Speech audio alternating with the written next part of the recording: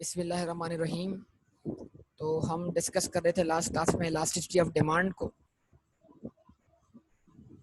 तो हमने कहा इलास्टिसिटी ऑफ डिमांड क्या है कि हमने ये तो मालूम कर लिया कि प्राइस का और क्वांटिटी डिमांड का इनवर्स रिलेशनशिप है, लेकिन उस इनवर्स रिलेशनशिप की डिग्री क्या है कि एक के चेंज पर दूसरे का रिएक्शन किस लेवल का होगा।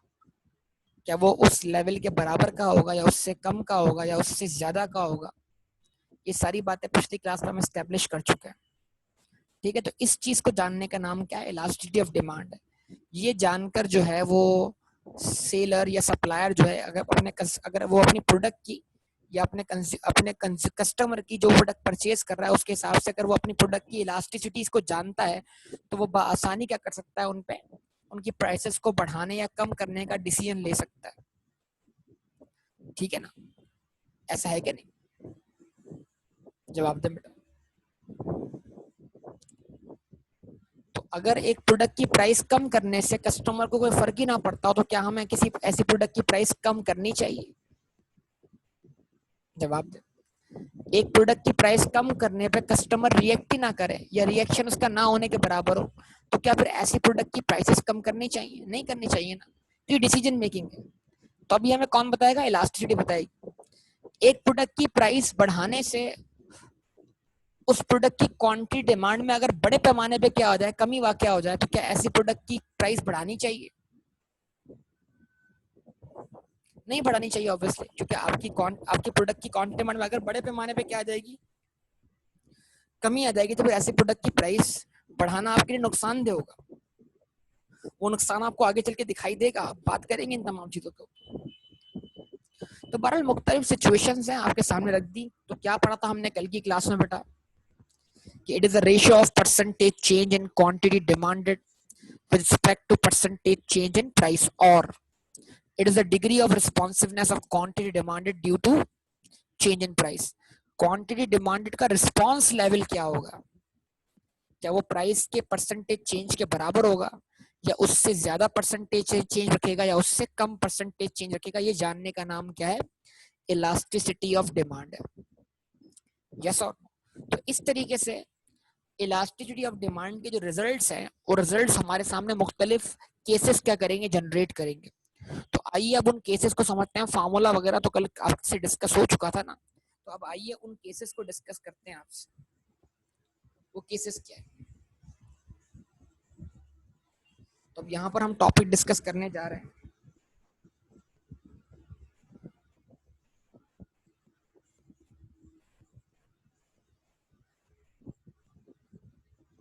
Different cases of elasticity of demand.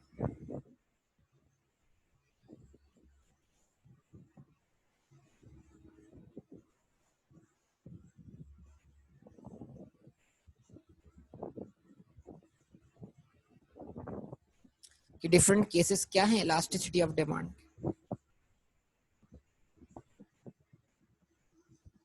Number one, हम उसको बोलेंगे unit elastic demand.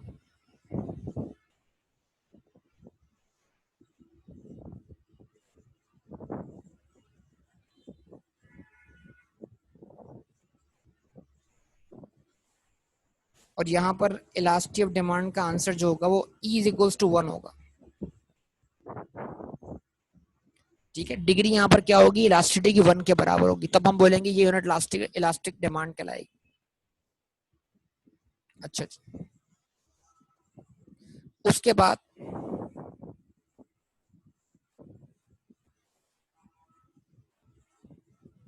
Elastic demand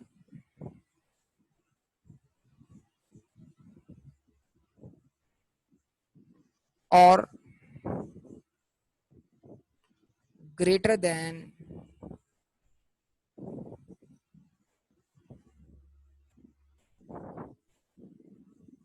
unit elastic demand.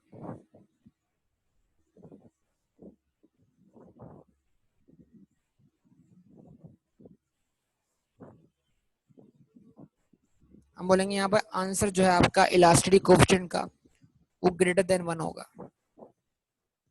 ठीक है जी। नंबर 3,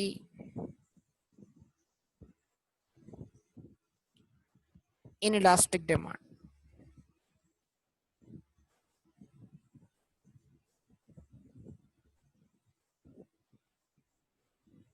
और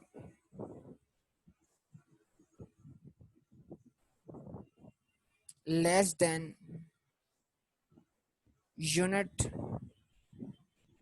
elastic demand.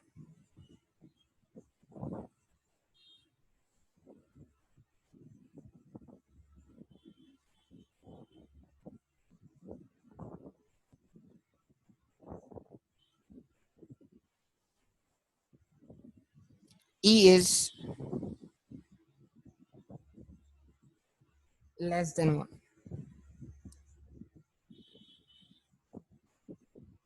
Number 4,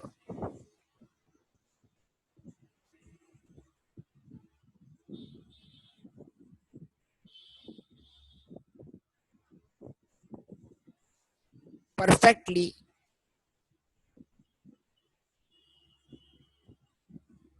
inelastic demand।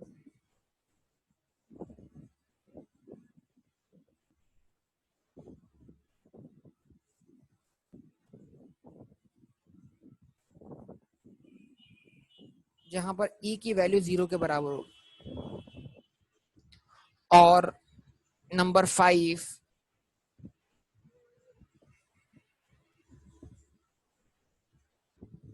perfectly elastic demand।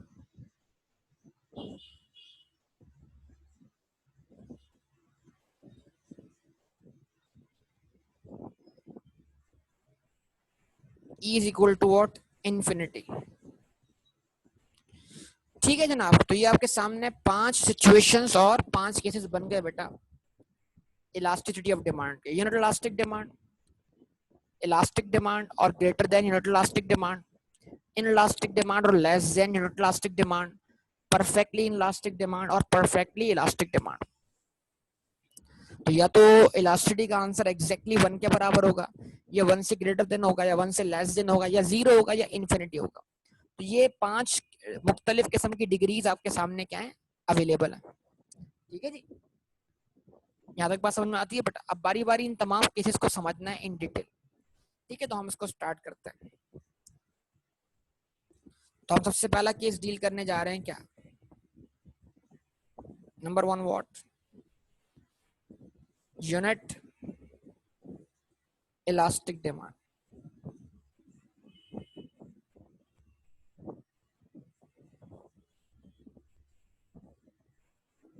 अब आप मुझे एक सवाल के जवाब दें, क्या इलास्टिसिटी का फॉर्मूला आपने देखा? क्या इलास्टिसिटी का फॉर्मूला एक फ्रैक्शन है? क्या इलास्टिसिटी का फॉर्मूला एक फ्रैक्शन है ना?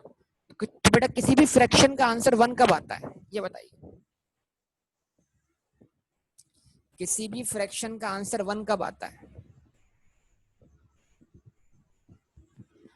किसी भी फ्रैक्शन का आंसर 1 कब आएगा? रिस्पॉन्स देना बेटा। किसी भी फ्रैक्शन का आंसर 1 कब आएगा? वेरी गुड बेटा, जब न्यूमरेटर और डिनोमिनेटर क्या हो, बराबर हो।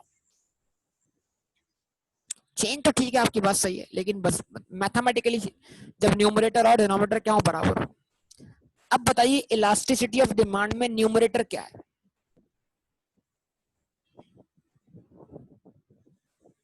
इलास्टिसिटी ऑफ डिमांड में न्यूमरेटर क्या है?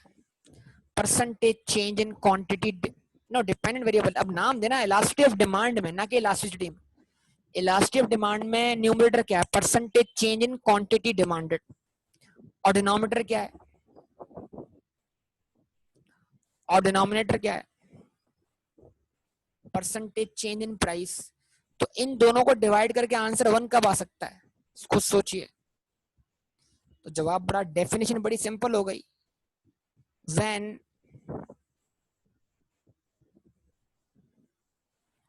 Percentage change in quantity demanded is equal to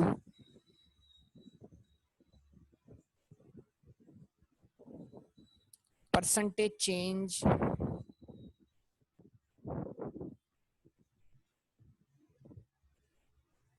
in price।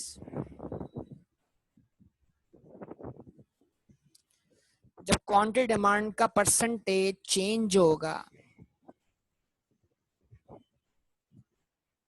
तो क्या होगा, परसेंटेज चेंज इन प्राइस के बराबर होगा। when percentage change in quantity demand is equal to percentage change in price। ठीक है, the demand for such goods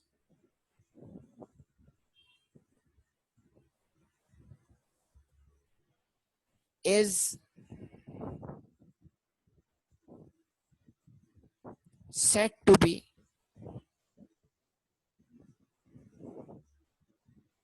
unit elastic demand।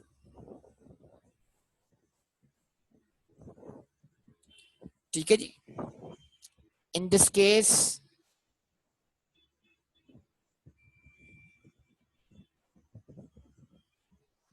degree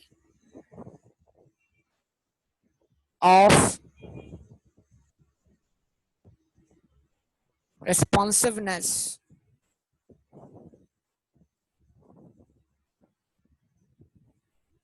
of quantity demanded is equal to 1। yes or no beta? The demand for such good is said to be what? Unit elastic demand। For example,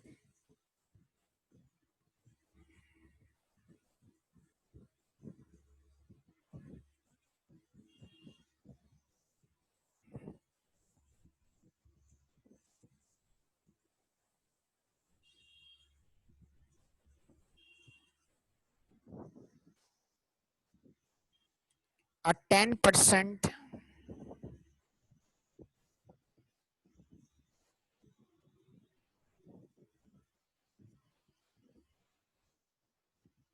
increase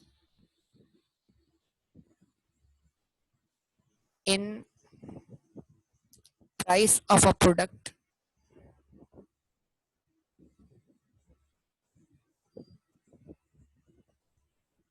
brings exactly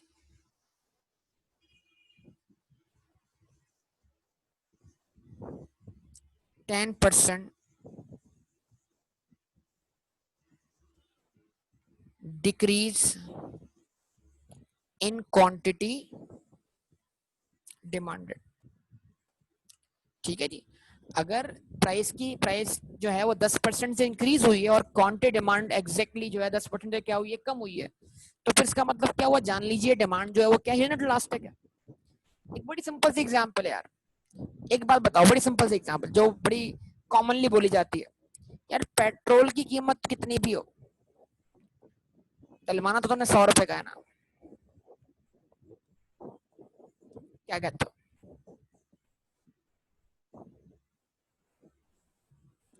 petrol कितने का भी हो, तुम petrol litre के हिसाब से कब खरीद रहे हो, तुम तो बोलते हो भाई 100 रुपए का पेट्रोल डाल दो। तो जहां कंज्यूमर ने एक्सपेंडिचर फिक्स किया हो ना, जहां कंज्यूमर ने एक्सपेंडिचर फिक्स किया, एक्सपेंडिचर वाली बात आगे तफसील समझाऊंगा मैं, बहुत तफसील से आगे आ रही है, लेकिन अभी कर रहा हूं ताकि याद रहे। जहां कंज्यूमर ने एक्सपेंडिचर फिक्स किया हो ना, वहां पर डिमांड जो होती है वो यूनिट इलास्टिक होती है। बट समझे बात को? अब जरा देखो, अगर पेट्रोल महंगा हो गया और आप खरीद 100 रुपए कर रहे हो, तो अब 100 रुपए में पहले जितना पेट्रोल नहीं आएगा, कम आएगा। तो ऑब्वियसली जितने परसेंटेज से कीमतें बढ़ी हैं उतना ही प्रपोर्शन क्वांटिटी में क्या आएगा, कम आएगा, क्योंकि आपने एक्सपेंडिचर क्या किया है, फिक्स किया हुआ है।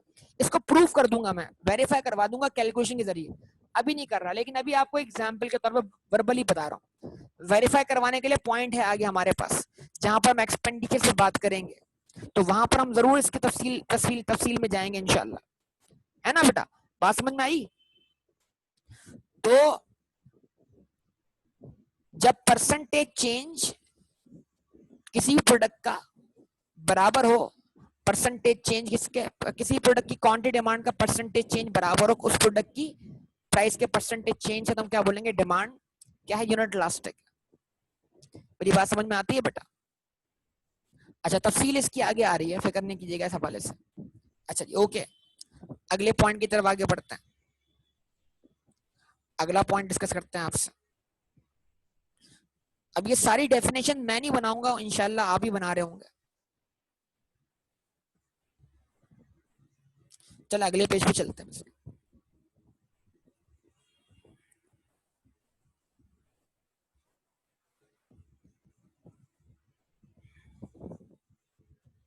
Elastic demand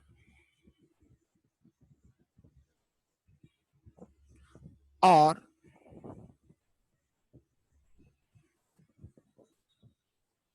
greater than unit elastic demand.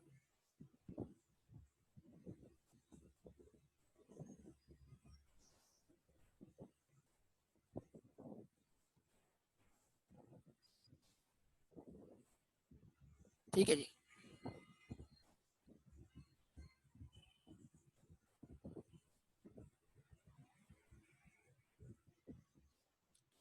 अच्छा, अब यहाँ पर क्या है हमारे पास, ये सिचुएशन क्या बनी इस केस में।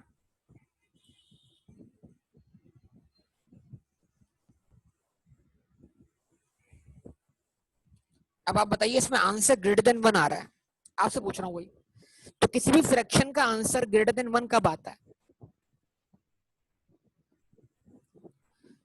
जब न्यूमरेटर ग्रेटर देन हो किससे, डिनोमिनेटर। सिंपल सी बात है। अब न्यूमरेटर क्या है हमारे पास, इलास्टिसिटी के फार्मूले में, इलास्टिसिटी के फार्मूले में न्यूमरेटर क्या है हमारे पास बेटा,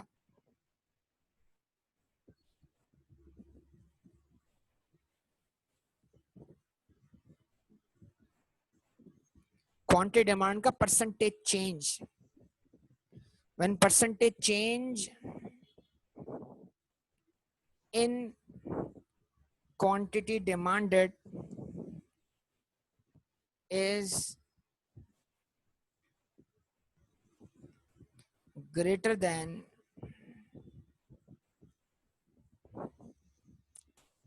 percentage change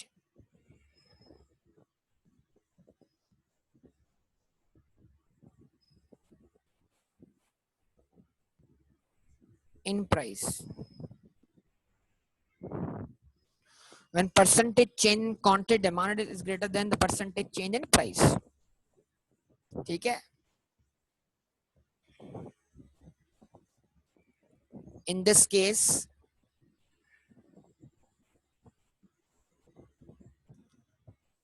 the degree of responsiveness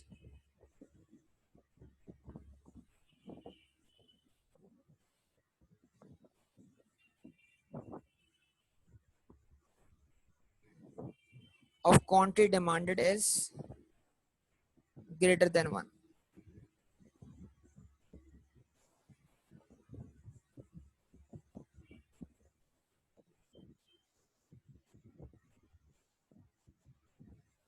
ठीक है जी।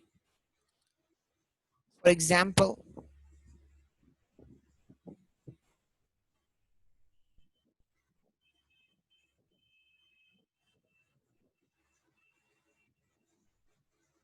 for example 10% decrease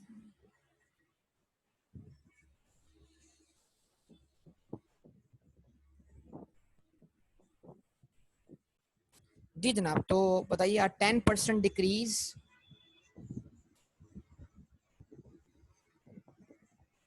in prices of LED TV. एक एग्जांपल ले लिया हमने। फर्ज करें भाई एलईडी टीवी की कीमत जो है कंपनी ने 10% ऑफ कर दी। कोई स्पेशल ओकेजन आ गया, कोई क्या कहते हैं जनाब 23rd मार्च आ गया तो 23% डिस्काउंट दे दिया, 14 अगस्त आ गया तो 14% डिस्काउंट दे दिया, इस तरह। तो 10% decrease in prices of LED TV brings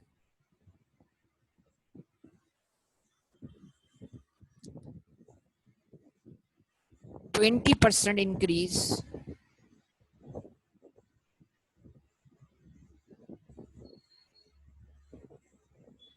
in quantity demanded. The demand for LED TV is said to be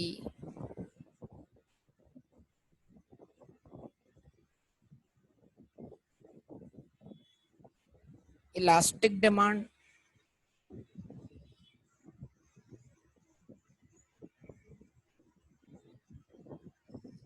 or greater than unit elastic demand.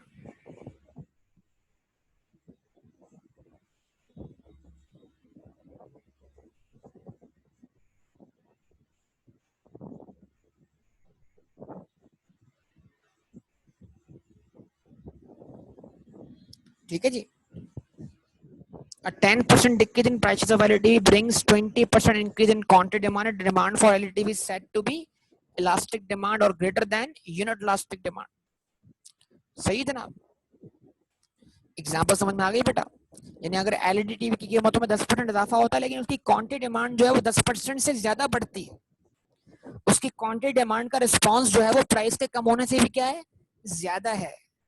यानी मतलब प्राइस कम हुई, लोगों ने धड़ाधड़ क्या कर दिया, एलईडी टीवी परचेज करना शुरू कर दी। देखा भाई इसके बाद कभी मौका मिले ना मिले, तो मतलब लोगों का रिस्पांस देखना है। 10% कीमत कम हुई, रिस्पांस 10% से ज्यादा आ रहा है। क्वांटिटी डिमांड का परसेंटेज चेंज प्राइस के परसेंटेज चेंज से क्या है, ग्रेटर देन है। तो फिर डिमांड क्या कहलाएगी, इलास्टिक कहलाएगी। कोई मसला यहाँ तक हो तो बताइए, जवाब दीजिए बेटा। मुश्किल बात नहीं, आसान बातें चल रही है।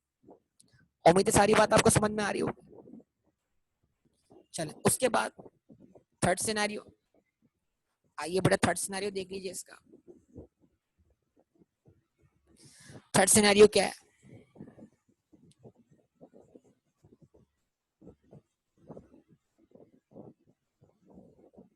In elastic demand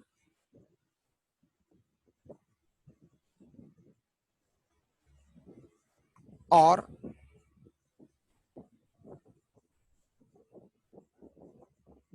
less than unit elastic demand।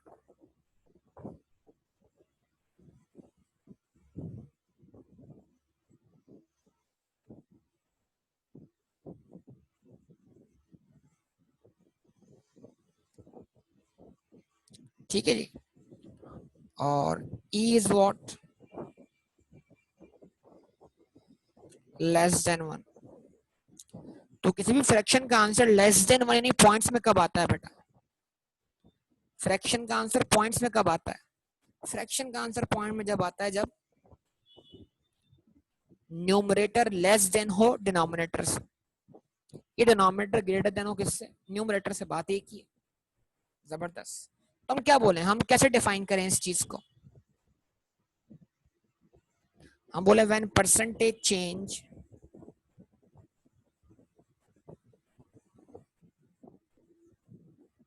in quantity demanded is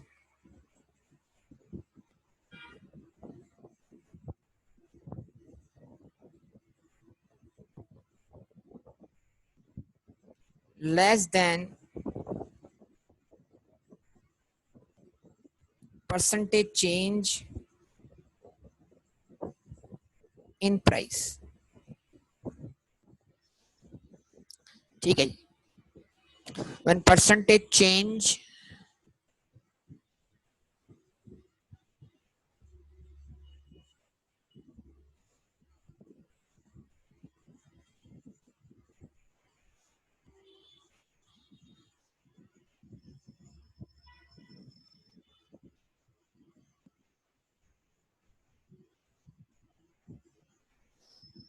when percentage change in quantity demanded is less than percentage change in price, in this case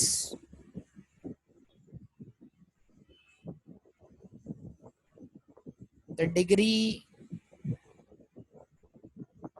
of responsiveness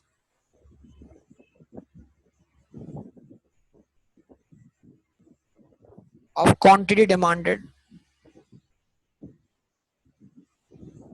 is less than 1.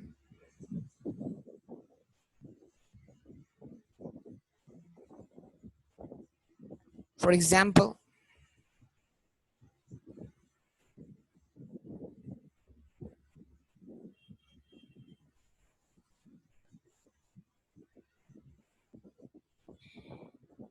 a 10%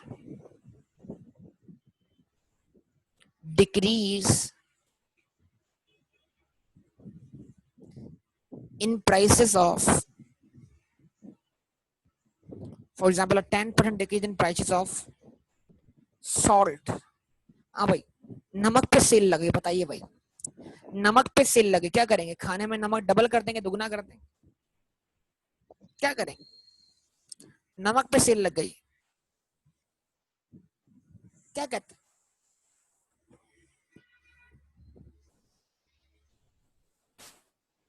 तो नमक पे cell लग गई है तो quantity demanded नमक की कोई खास तो नहीं पड़ेगी ना, मतलब प्राइस कम, नमक की प्राइस कम होने से आपको कोई फर्क नहीं पड़ता।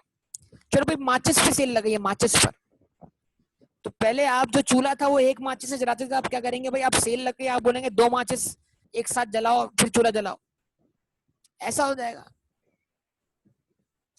ठीक है, तो मतलब थोड़ा बहुत अगर हो सकता है इजाफा हो जाए या बिल्कुल भी ना हो, ये मुमकिन है, लेकिन हम बोलते हैं 10% decrease in prices of salt brings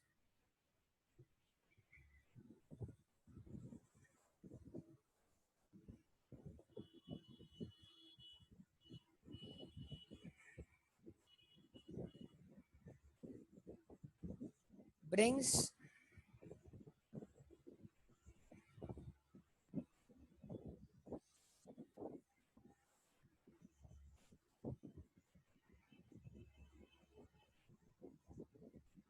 0.5%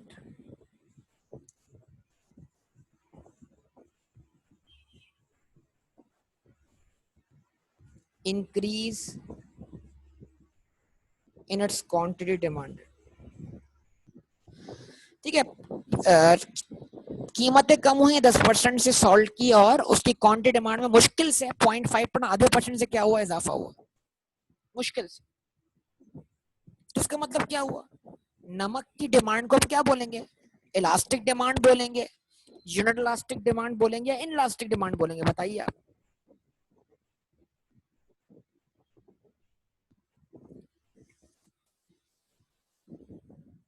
The demand for salt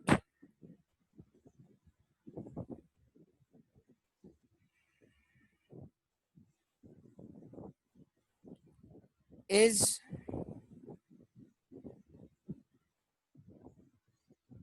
said to be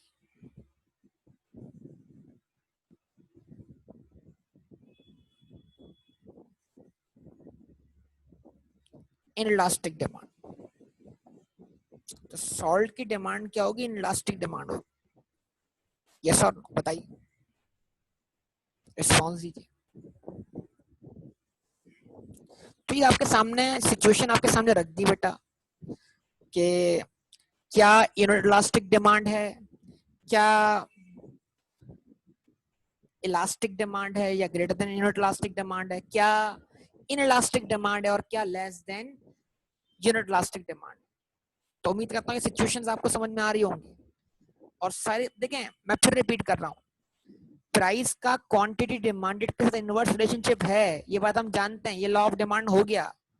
लेकिन कितनी प्राइस कम होने से कितनी क्वांटिटी डिमांड में इजाफा होगा, कितनी प्राइस बढ़ने से क्वांटिटी डिमांड में कितनी कमी आएगी, ये हम जब जान सकते हैं जब हम उस प्रोडक्ट की इलास्टिसिटी को स्टडी कर चुके हो। यस और नो? इस बात को समझ, ताकि हम उस प्रोडक्ट की प्राइसेस बढ़ाने या कम करने के हवाले से डिसीजन ले सके। ठीक है ना? तो इलास्टिसिटी ऑफ डिमांड की एक इंपॉर्टेंस है और एक अहमियत है, सुन लें जरा, यहाँ पे रुक करिए, अलग टॉपिक है लेकिन फिर भी यहाँ पे कवर कर देता हूँ। इलास्टिसिटी ऑफ डिमांड की एक इंपॉर्टेंस है। किसके लिए इंपॉर्टेंस है? वो शख्स जो कीमतें बढ़ाना चाहता है, सप्लायर, तो वो बहुत सोच समझ के कीमतें बढ़ाएगा। अच्छा जी, इलास्टिसिटी ऑफ डिमांड की इंपॉर्टेंस है किसके लिए? फाइनेंस मिनिस्टर के लिए। मतलब अगर आप इस मुल्क का फाइनेंस मिनिस्टर बनना चाहते हैं तो आपको इलास्टिसिटी ऑफ डिमांड का टॉपिक कवर होना चाहिए। क्यों? ताकि गवर्नमेंट जो है वो टैक्सेस लगा सके। कौन से टैक्सेस? इनडायरेक्ट टैक्सेस, जिसको हम सेल्स टैक्स बोलते हैं। सेल्स टैक्स लगने से प्रोडक्ट्स की कीमतों में क्या हो जाता है? इजाफा हो जाता है। तो अगर किसी प्रोडक्ट की कीमत पे सेल्स टैक्स बढ़ा दिया गया है तो ऑटोमेटिकली उसकी प्राइस में क्या हो गया? इजाफा हो गया। यस और नो बताइए। और प्राइस बढ़ने से ऑब्वियसली क्वांटिटी डिमांडेड में क्या आएगी? कमी आएगी। यस और नो? तो हुकूमत को पता होना चाहिए कि कौन सी प्रोडक्ट की डिमांड है वो इनइलास्टिक है। क्योंकि अगर प्रोडक्ट की डिमांड इनइलास्टिक होगी तो उस पर हैवी टैक्सेस इंपोज किए जा सकते हैं। अगर प्रोडक्ट की डिमांड इलास्टिक होगी तो हैवी टैक्सेस इंपोज करने से क्या होगा? उसकी क्वांटिटी डिमांडेड में बड़े पैमाने पे क्या होगी? कमी आ जाएगी, इसलिए उसकी प्राइस बढ़ चुकी है बहुत ज्यादा। लेकिन अगर प्रोडक्ट की डिमांड इनइलास्टिक होगी तो प्राइस बढ़ने से या कम होने से आपको कोई खास फर्क नहीं पड़ता। एग्जाम्पल्स, मतलब हमारा जो फाइनेंस मिनिस्टर होता है ना, वो टैक्सेस लगाने के लिए ऐसी प्रोडक्ट को तलाश कर रहा होता है जिसकी डिमांड क्या हो? इनइलास्टिक हो। मतलब आवाम जिसको इस्तेमाल करने से बाज ही ना आ रही हो। आप कुछ भी कर लो, मिसाल के तौर पर सिगरेट। अब आप बताइए, सिगरेट वक्त के साथ साथ महंगी हो रही है, लेकिन इस्तेमाल करने वाले पे क्या फर्क पड़ा है? सिगरेट की प्राइसेस बढ़ती चली जा रही है लेकिन उसकी क्वांटिटी डिमांडेड में कोई खास कमी वाकया नहीं हो रही। तो हम ये बोलेंगे सिगरेट की क्वांटिटी डिमांड का परसेंटेज चेंज होगा वो लेस देन होगा हमेशा परसेंटेज चेंज इन प्राइस से। अगर सिगरेट की प्राइसेस 20% से 30% बढ़ जाए तो सिगरेट की क्वांटिटी डिमांड में 1% 2% की कमी वाकया हो सकती है, इससे ज्यादा नहीं होगी। तो सिगरेट की डिमांड क्या है? इनइलास्टिक है। तो गवर्नमेंट सिगरेट की इनइलास्टिक डिमांड होने का फायदा उठाती है और उस पर हैवी ड्यूटीज और टैक्सेस क्या करती है? इंपोज करती है। सिगरेट पे सेल्स टैक्स ज्यादा लगता है। यस और नो? हुकूमत सिगरेट को महंगा करके बेचती है। दुनिया भर में सिगरेट जो है वो महंगी बेची जाती है। जवाब दें।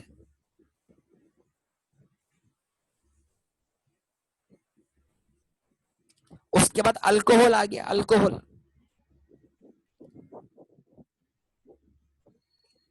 ठीक है ना?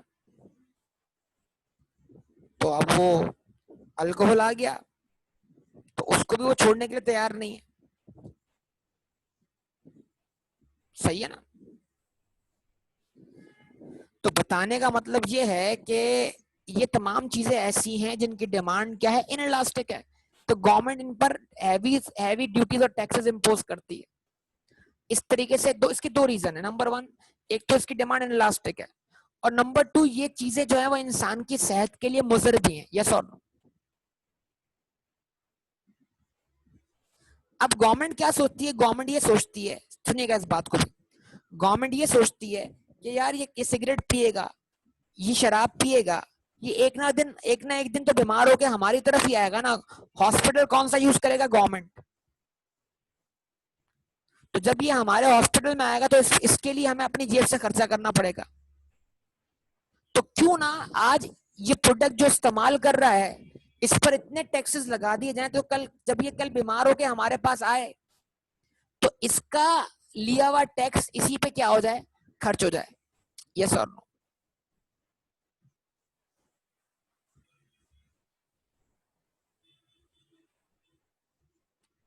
कुछ समझ पा रहे हैं बात को?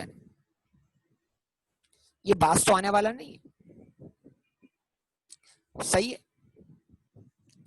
कुछ बात मेरी समझ में आती है यहाँ तक बेटा कि क्या अहमियत है इलास्टिसिटी ऑफ डिमांड की एक फाइनेंस मिनिस्टर की नजरों में?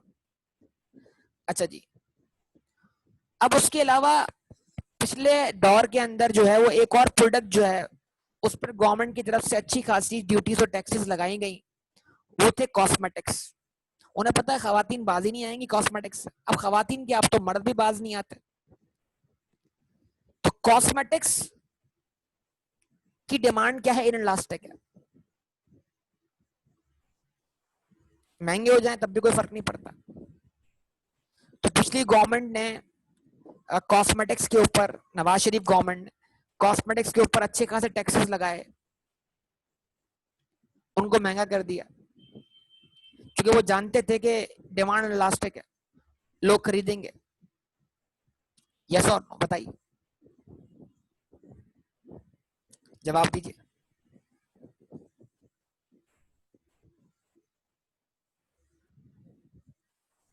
यही है ना? तो अब एग्जाम्पल सब बेतहाशा आपको मिल जाएंगे इसके अंदर। अब आप अपने मतलब सराउंडिंग्स में देखिए कि क्या क्या आइटम आपके सामने।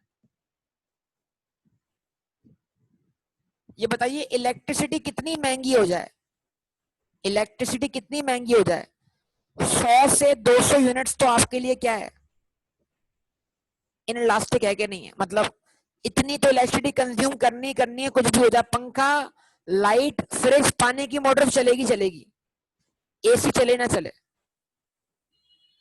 इतनी मुझे इलेक्ट्रिसिटी कंज्यूम करनी है, चाहे हालात कुछ भी हो। क्या कहेंगे इस बारे में? ये सारी बातें भी आपको पढ़ने को मिल जाएंगी, मैं जो बातें आपसे करने जा रहा हूं।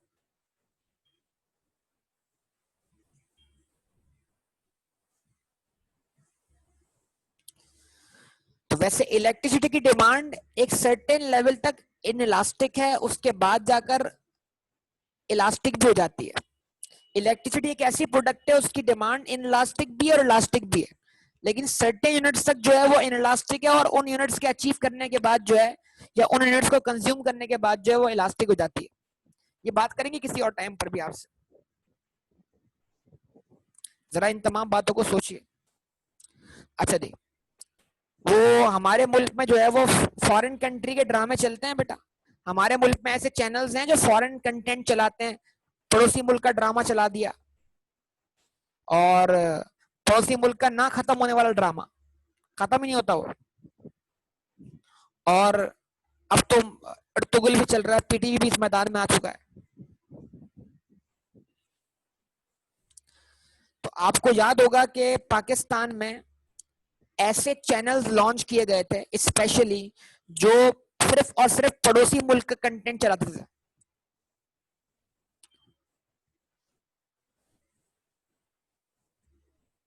है ऐसे चैनल, ऐसे चैनल पाकिस्तान में लॉन्च किए गए थे।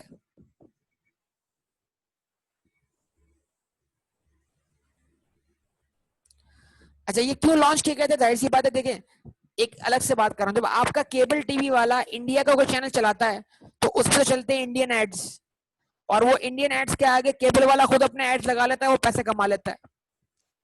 तो ना उस चैनल चलने से जिसका ड्रामा है, जिसका कंटेंट है, उसको कोई फायदा हुआ पाकिस्तान में, ना चैनल वालों को फायदा हुआ, बल्कि फायदा किसका हुआ? केबल ऑपरेटर का हुआ।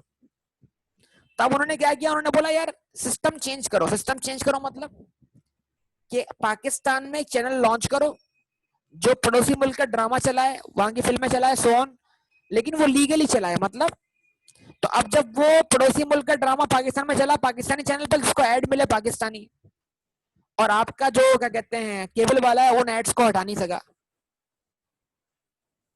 कुछ समझ पा रहे क्या बोल रहा हूँ? तो सर इस बात का इस एग्जाम्पल से क्या ताल्लुक है? आपको ये नहीं पता कि जब एक फॉरेन कंट्री का कंटेंट चलता है पाकिस्तान में, तो एक एपिसोड चलाने पर चैनल को 1 लाख रुपए टैक्स देना पड़ता है।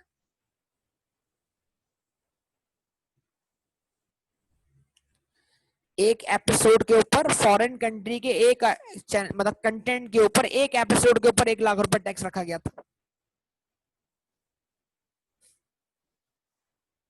क्यों? बाजी नहीं आते हमारे लोग। अब अगर आप वो चैनल हटा भी देंगे, मतलब तब भी लोग देख रहे होंगे किसी ना किसी तरीके से, तो लोगों ने देखना है, लोग तो बाज नहीं आएंगे। तो हुकूमत बोलती है डिमांड इनलास्टिक है, एक काम करो, इस डिमांड के इनलास्टिक होने का फायदा उठा लो और टैक्सेस लगा लो, और जो ये चाहते हैं इनको करने दो, बाज तो नहीं आएंगे। पान खाते हैं खाने दो, छालिया खाते हैं खाने दो, गुटखा खाते हैं खाने दो, लेकिन क्या करो, टैक्सेस लगा दो।